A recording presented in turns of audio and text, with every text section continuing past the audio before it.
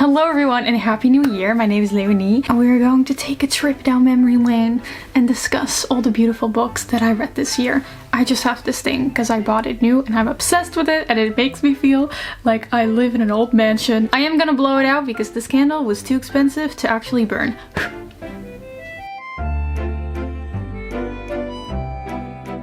Ooh, smoke. Thanks for being back here again. If you enjoy bookish content, make sure you subscribe. And let's just start with the ranking all the way at the bottom. The bottom tier that I came up with is called I Listened to the Internet, but at what cost? I think you may have an inkling of an idea of what book is going to be at the bottom pits of hell of this list. And that is of course Gothicana by Runix. But first, let's have a quick intermission to show you the two books I'm very excited about reading in the new year, because this portion of the video is sponsored by Book of the Month. Every month, their team creates a perfectly curated list of the new releases of the next month, and then you get to choose one of them that will be sent to you in one of these beautiful blue boxes. Let me show you which books I chose this month. The first one is Lunar Love. This is a romance about a woman who inherits a matchmaking business. I couldn't not pick this one. And then the second one I chose, I'm so excited about. It is Hellbent by Leigh Bardugo, the long-awaited sequel to Ninth House. Oh, I can't wait to read this. And if there's ever a month where you think, I'm not really interested in any of the books choices for this month, you can just skip. Free of charge, it's totally risk-free, and I think that is great. If you want to see what other book choices there are for the month of January, go to their website, bookofthemonth.com, and the cool thing is you can get your first hardcover book for only $9.99 if you use the code NEWYEAR. That's cheap for a hardcover, new release.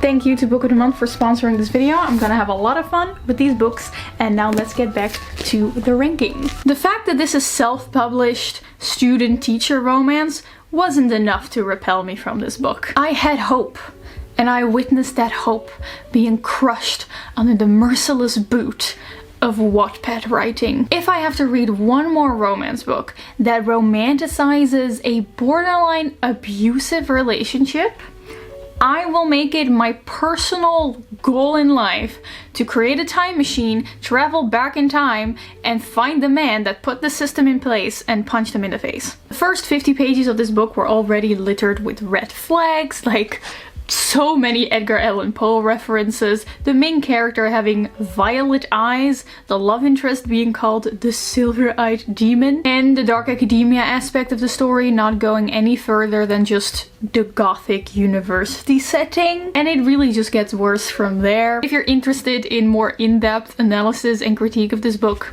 you can click it up there. Also, I think we found the mysterious author of My Immortal. She writes dark romances now. And the second book in the I Listened to the Internet and at What Cost tier is the Spanish Love Deception.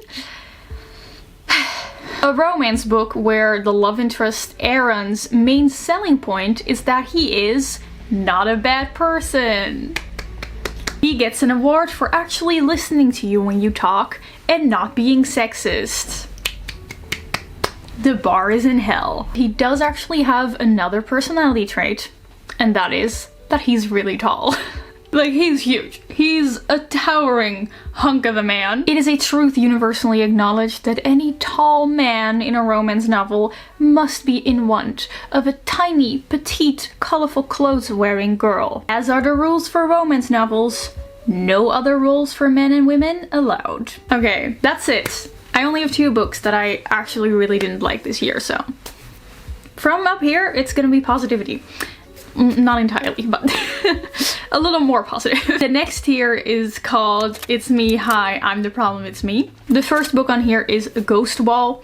This is a case of TikTok falsely advertising a book and me falling for it. This was recommended to me on TikTok as a book for if you like Midsommar the movie, and Midsommar is one of my favorite movies of all time, so I was like, hell yeah. Given the fact that this is about a group of academics that are going to live life like it's the Stone Age in nature, it's called Ghost Wall, and it was said to be similar to Midsommar, I thought it was going to be horror.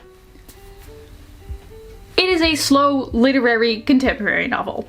So yeah, if you are looking to read a book about family abuse and domestic violence, you might actually like this book. It's very well written. It's just kind of my own fault for picking up a book that I never would have enjoyed, and it's just really not what I enjoy reading about. And then we have Among the Beasts and Briars. It's just such a shame if you have a setup with misty woods, evil forest magic, and creatures called bone eaters, but instead of spending your time creating this beautiful atmosphere even more, you spend the pages having the main character fall in love with a fox that turned into a human. Oh, Nick Wilde and its effects on society. This ended up just being a pretty mediocre fantasy story that I feel like didn't understand its own strengths, and therefore ended up excelling at nothing. And lastly in this tier we have People We Meet on Vacation by Emily Henry, or You and Me on Vacation, the UK version. This book is about two friends who had a falling out years ago, and you spend the entire book trying to find out what happened between them, and all this time I was rooting for them. I was rooting for them to get their friendship back. Romantically though, I think I have more chemistry with a helium balloon than these characters have with each other. I've noticed that there's two kinds of Emily Henry readers. The ones that think People We Meet on Vacation is the best one out of her works, and then people who think it's absolutely the worst one, and I am of the latter kind. The next tier is called Nice. These books were just nice. In the middle. Okay, first we have The Ex-Hex. Look, this book has cringy flirting, gimmicky witchy elements, a magic sex cave, but sometimes you just have to embrace the cringe and accept that despite the cringe, you finish the book in 2 days. I'm a big proponent of silly little romances, and this Halloween romance was definitely the silliest of all. Dare I say, a little too silly. That's why it's not that high on the ranking. Mrs. Death should be up there on the top of the ranking for the title. This is an experimental story about the personification of death, who is just so tired of her job. It's all the same every day, and of course it's difficult to have to be the one to take people out of life all the time. This book was nice. The author is originally a poet, so there's also some experimental chapters in here that are written in all different kinds of verse. In the end, the story was a little bit too disjointed and mosaic style for me to super love it, but I did enjoy it. A Certain Hunger. Sometimes it can just be very cathartic to read about a woman doing everything that women were taught not to do. And sometimes that includes murder. So our bougie, rich food reviewer main character decides to track down all of her exes and murder them. And then eat them, because she's a foodie. This book was very funny and satirical. Very nice. If this is a woman's favorite book, you need to run very far away. And the last one in the nice category is Beach Read by Emily Henry. This book started out absolutely amazing. It had me blushing, squealing, kicking my little feet in the air. This is the best exploration of what it feels like to fall in love that I've ever seen. But then it kind of got a little boring, in my opinion. The author decided to add emotions to the plot, I guess. Like I said, I prefer my romances to be a little silly, but I don't mean that in giving your characters so much tragedy and trauma upon trauma and trauma that it starts feeling a little silly. If you love dramatic confessions of love in the rain, you're probably really going to like Beach Read, but I personally would have liked to dial down the Nicholas Sparks degree a little bit. It's time for an intermission.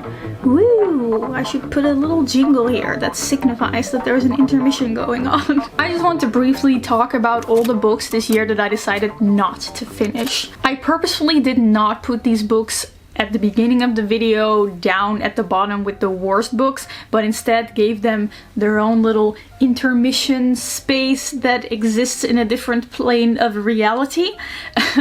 And that is because if I do not finish a book, that does not mean that these are the absolute worst books that I've read. I still often finish books I absolutely do not like, just so I can talk about them in a video. So these were mostly just books that I wasn't reading for a video, but more for my own pleasure, and for some reason decided not to finish. Okay. The first one is The Midnight Lie by Marie Rikowski, which I'm still sad about. This was a wonderful story about a young woman who is tied down by a conservative family and a city that is keeping her confined, and she wants to go out of the city beyond the walls to explore magic. She finds out that she falls in love with a woman and she helps her come out of her shell. It's thematically strong. It was just really boring. I really found myself trying to push through this book, and at that moment I just realized I'm not gonna try to push myself through a book that I'm not really enjoying if I can also read other books. And then we have Vespertine by Margaret Rogerson. After not really enjoying Sorcery of Thorns by the same author, I somehow thought, you know, let's give the author another go, and I started listening to the audiobook of this kind of magical nun warrior book, because that's a pretty cool concept. But I listened to the audiobook and it didn't really keep my attention, so I ended up never really finishing it. So for the next one, the thing about audiobooks is that I'm way more tempted to just try out random things, because the audiobook app that I use, Storytel, lets you listen to like unlimited audiobooks for a fixed price per month. So I tend to just randomly start things that are recommended to me without really thinking about, do I want to spend money on this? And that's how I ended up listening to Witchy Whiskers. This is about a middle-aged witch who lives in this small town, and she has a little bit of a flirtatious moment with a man in her little witch shop, but then it turns out that her ex-husband is also moving to town, and she has a talking cat, and then there's a murder and she needs to solve this murder. So the first hour you think, haha, this is so bad, it's really funny, but then after that you're like, it's kind of really just bad. And the last book that I did not finish around the holiday time is Kiss Her Once for Me. This is a simple case of the romance book turning out to be something I didn't expect, and I wouldn't have picked up if I knew it beforehand. Because this book ended up containing two of my very personal pet peeves in romance books. The first one, the main character is super mousy and shy and anxious, which there's nothing wrong with that, you know, relatable. But then we have a love interest who is super charming and outgoing and inspirational, and she takes the main character by the hand to show her the world.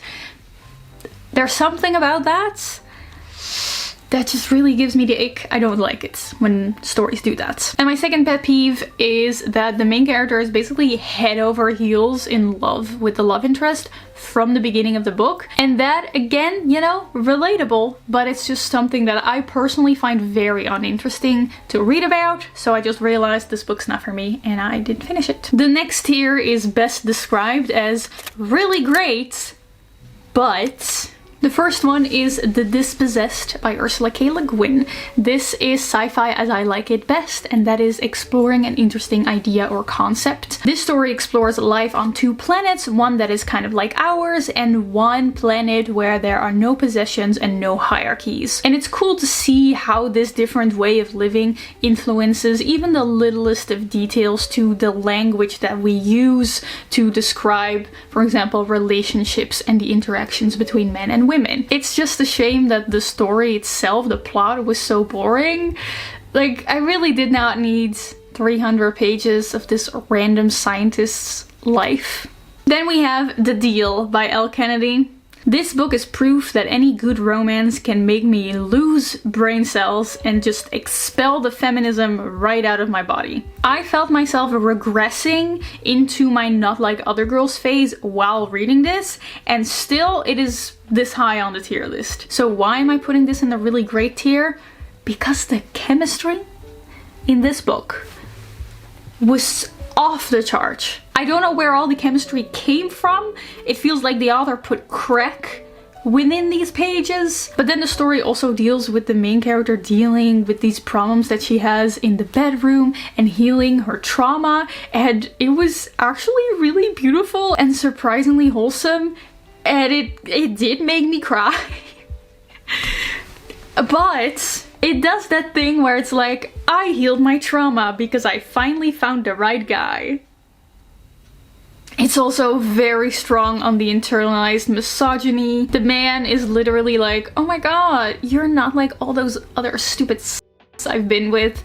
So, not good. You have to read this book in order to understand, I feel like. Okay, then we have Iron Widow. Okay, so get this.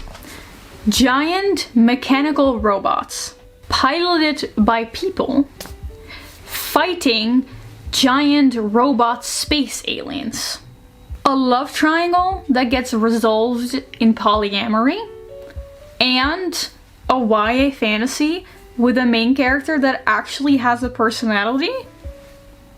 But the dialogue in this book, I can only describe it as film logic. These characters did not feel like they spoke the way real humans do. It felt like they spoke the way an AI would think humans speak after you feed it a bunch of blockbuster movies. And this truly kept me from fully loving the story. Also, you should read this if you watched Magic Knight Rayearth as a teen. Then we have A Magic Steeped in Poison. Okay, again, get this. Magic based on tea. Uncle Iroh would love this book. The main character joins a tournament to become the royal tea maker. There's constant action, court politics, plot twists, tea. But why do authors do this thing where they look at their cast of characters and they look at the most interesting ones and think, yes, let's put them to the side and make them side characters. And then they take their most wet, soggy, cardboard characters and turn them into a main character. And then they force some kind of romance that is just as soggy and flavorless. Why? Fortuna Sworn. We are no longer tolerating fave fantasy books with dumb main characters. And the main character in Fortuna Sworn, is definitely not that. She is badass, she is smart, she doesn't let the fae get the best of her. The magic buzzword for me is trials. If any book contains some kind of trials the main character has to go through, I will read it. Unfortunately, the main character was the only character that I enjoyed in this book. I guess there's also this like alpha fae handsome king. He's there. Yeah. Then we have Always Lived in the Castle by Shirley Jackson. Mushroom cottagecore imagery, a very odd main character that keeps talking about how she wants to kill everyone. It deals with themes such as isolation, family, and also, I guess you could say like feminist separatism.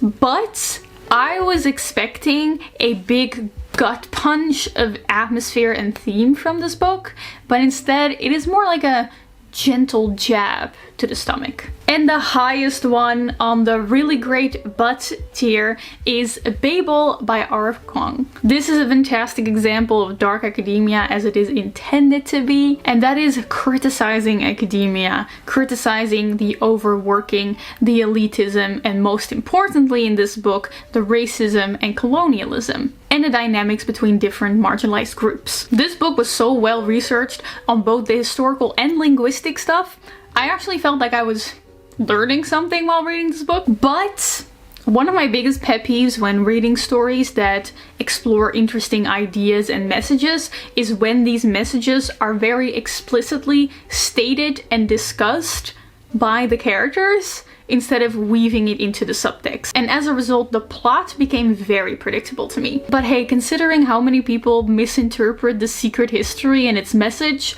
I can't really blame the author for being so explicit. And the second to highest tier is I Will Never Shut Up About These Books. If you want a more in-depth analysis of these books and then the highest tiers of my new favorite books of the year, I have a full video on the books that I'm about to mention. So you can check that out up here as well. First we have Book Lovers by Emily Henry. The idea of being a grumpy little gremlin struggling with perfectionism, finding another grumpy little gremlin struggling with perfectionism, and then being very organized grumpy little gremlins together, to me, is always better than a sunshine grumpy romance. This is rivals to lovers, and then they find out that they're actually a really great team together. I'm not sure what that says about me psychologically. I'm sure it has something to do with my need for academic validation. But yeah, read this book if you want a masterclass on how to flirt. The Secret History by Donna Tartt. Everyone's always like, the Secret History vibes this, the fall aesthetic that. Why did nobody tell me how funny this book was going to be? You're telling me a genius-coded classic language student that does nothing but studying and reading literature has never heard of the moon landing? Hilarious. You're telling me the main character is getting tired of his shallow girlfriend because she has such banal insecurities, like feeling not good enough and feeling inadequate.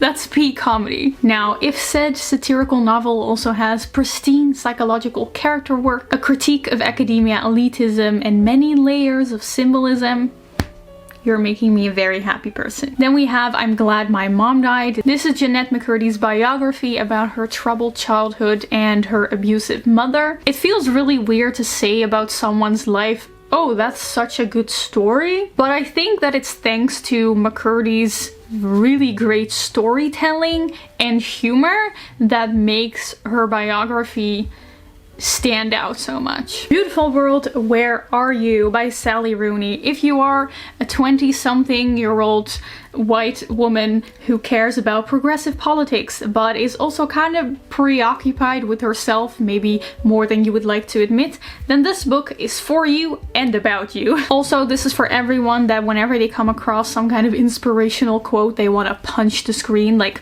oh, it's about the little things in life, like, ugh, shut up, you know? You know, this book is for those people who really do need to hear these simple inspirational quotes but think that they are too profound for them. Anyway, this book's number 7 on my list. Then we're gonna put together The Cruel Prince and the Wicked King by Holly Black. You know, nothing says true love like betraying each other and stabbing each other in the back. When I heard people complain that this book has too much enemies and not enough lovers, that's when I knew it was gonna be the book for me. But don't be fooled, there's not that much romance in this series. Holly Black just takes the typical unhinged woman that we love, puts her in a fae world, and then just watches as all hell breaks loose. And the highest one on the I will never shut up about these books tier is The Ones Who Walk Away from Amalas by Ursula K. Le Guin. It's a good sign that a short story from only 9 pages can make it so high up the tier. Staying true to the short nature of this story, I will also be very short about it. If you're interested in ethical questions, you should read this short story. And also, if you enjoyed the discussion in Beach Read about happy romances versus tragic literary fiction, you should also read this short story. And I will not elaborate on that. Okay, and now we have come to the highest tier, the 3 books of which I would say tattoo the text on my retina. Yeah, I recommend watching my full best books of the year video if you want the full scope of what these books did to me. I cannot do it justice in a few sentences, but I will try my best. The first one is These Violent Delights by Micah Nemerever, not by Chloe Gong, by Micah Nemerever. It's a classic tale of no one understands me but you. I'm so misunderstood and deep. Except it's not annoying. It's a haunting tale of a first toxic friendship that is the result of feeling like you don't belong anywhere. Read this if you want to feel like something just grabbed your gut, twisted it around your heart, and then yanked it. Number 2, we have Jane Eyre by Emily Bronte. I will admit, I technically haven't finished this yet, but it feels weird to put it on next year's list, so I'm just gonna put it here now. When a book has stood the test of time, is considered a classic work of literature, and adored by many, turns out to actually be good, let go of your fear of classic literature and long books and read this beautiful coming of age story that also proves that something about 18th century romance. It just has something that modern romance doesn't have. I don't know what it is. Is it the dresses? I think it has something to do with the manners and the emotional repression of the time. And on number 1, the book that I've already talked about countless and countless of time. It is Bunny by Mona Awad. It's the first book I started heavily annotating and underlining because there were just so many things I wanted to be able to look back on, so many interesting themes and ideas. This is a book about being a girl for those who love absurdity in a novel. Let me know what you think. If you have any recommendations for me, of course, you are always free to give them. I would love to hear from you. Thank you for being here as I ramble about these books. If you would like to listen to me ramble about books a little more often, don't forget to subscribe. I just hope you have a wonderful new year. Thank you for watching this video. I hope you had a good time. And I'm just gonna say goodbye here. Yes, I will see you soon in another video next week. Bye!